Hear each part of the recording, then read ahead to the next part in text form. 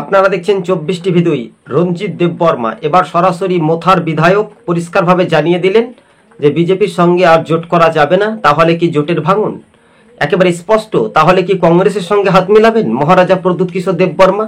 এমনটা ইঙ্গিত ফুটেজ দেখেই বোঝা যাচ্ছে তাদের প্রত্যাশা পূর্ণ হয়। ওনার সমর্থনে তো আমরা বলছি, আমরা তো সমর্থন নিয়ে তো বলছি, মহারাজ নিজেই তো বলছেন আমরা কেন সমর্থন করবা।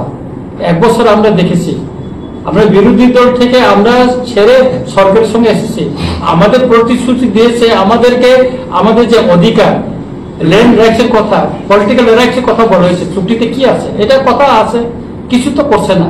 তাহলে এই সরকারের অধীনে আমরা কেন থাকবো?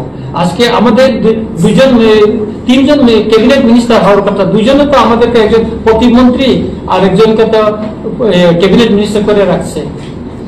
শপথ গ্রহণ অনুষ্ঠানে কি এই জন্য জানেন আপনারা? না, শপথ গ্রহণে বিভিন্ন মিনিস্টার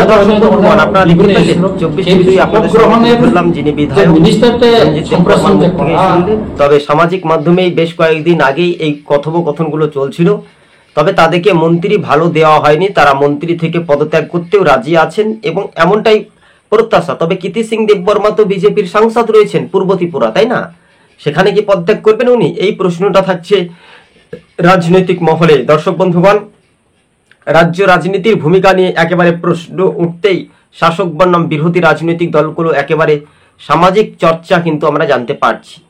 তবে সরাসরি মোথার বিধায়করা এবার বয়কট করলেন কেন? বেশ কয়েকদিন আগে আপনারা জানেন বিজেপির বিধায়ক নলছড়ার তিনি মন্ত্রী শপথ অনুষ্ঠানের দিনেও মোথার বিধায়কদেরকে সেই রকম প্রভাব বা দেখা যায়নি।